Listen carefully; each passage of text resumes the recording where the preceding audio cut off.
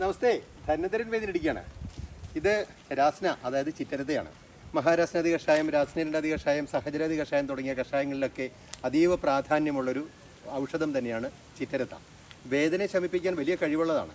പലപ്പോഴും നമ്മുടെ അടുത്ത് ചികിത്സയ്ക്ക് വരുന്ന ഡിസ്കൊക്കെ ബഡ്ജായിട്ട് ചികിത്സയ്ക്ക് വരുന്ന ആൾക്കാരിലൊക്കെ കഷായം ഡോക്ടർ സജസ്റ്റ് ചെയ്യുമ്പം ഞാൻ ഡോക്ടറോട് പറയും, ഡോക്ടറെ ഒരു ട്രീറ്റ്മെൻറ്റിൻ്റെ പുരോഗമനം ഒന്ന് നടക്കട്ടെ, ട്രീറ്റ്മെൻറ്റ് കഴിഞ്ഞാൽ എത്രത്തോളം വേദന കുറയുന്നോ അതിനുശേഷം പോകാൻ നേരത്തെ ഡിസ്ചാർജ് ആകുമ്പോൾ നമുക്ക് കഷായം കൊടുത്താലോ.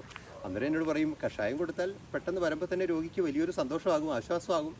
അതിനേക്കാൾ ഉപരി ട്രീറ്റ്മെൻറ്റ് സമയത്ത് കിട്ടുന്ന പെർഫോമൻസും ഡിസ്ചാർജ് ചെയ്യുമ്പോൾ നമ്മൾ നല്ല ഔഷധം കൂടെ കൊടുത്തു വിട്ടാൽ രോഗിക്ക് നല്ല സൗഖ്യം കിട്ടും.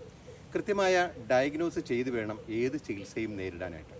നമ്മൾ കണ്ടിട്ടില്ലേ, പലരും രോഗികൾ വന്നു കഴിഞ്ഞാൽ അവരെ കൊണ്ട് മൈക്ക് കൊടുത്ത് റിവ്യൂ എടുത്ത് പ്രചരിപ്പിച്ച് കുറേ കഴിയുമ്പോൾ വീണ്ടും ഒരു യൂട്യൂബറെ വെച്ച് ഫോളോവറെ വെച്ച് വീണ്ടും വീഡിയോ ചെയ്ത് വീണ്ടും ഇങ്ങനെ തന്നെ ചെയ്യുന്ന ആൾക്കാരെ കണ്ടിട്ടില്ലേ? അതൊന്നും ഒരു ചികിത്സയല്ല, അതൊരു ചികിത്സാ സമ്പ്രദായങ്ങളുമല്ല. രോഗിക്കൊരു പ്രൈവസി ഉണ്ട്, അത് കാത്തു സൂക്ഷിക്കുക തന്നെ വേണം.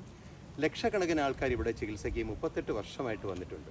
ഇന്ന് വരെയും ഒരു രോഗിയോടും ഞാൻ അങ്ങനെ പറഞ്ഞിട്ടില്ല. കാരണം ഈശ്വരാധീനം എന്നുള്ളത് നമ്മൾ ആ രോഗിയോട്, ഇപ്പോൾ ഇന്ന് രാവിലെ ഞാൻ കുവൈറ്റിൽ നിന്ന് വന്ന ഒരു പേഷ്യൻറ്റിനോട് പറഞ്ഞാണ്, മാഡത്തിനോട് ഞാൻ പറഞ്ഞത്, നിസ്കരിക്കുമ്പോൾ പടച്ചതമ്പുരാനെ നെഞ്ചിലേറ്റ് പ്രാർത്ഥിക്കുക, ഉറപ്പായിട്ടും നല്ലതുപോലെ രോഗങ്ങളെ ശമിപ്പിക്കാൻ കഴിയും.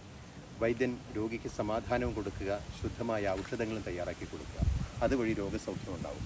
ആയുർവേദം ലോകത്തിൻ്റെ നെറുകയിലേക്ക് എത്തുന്നത് നല്ല ഔഷധങ്ങൾ ഈ ലോകത്തിന് സമർപ്പിക്കുന്നത് കൊണ്ടാണ്. നന്ദി, നമസ്തേ. ധന്വന്തരൻ വേദിനിരിക്കുകയാണ്.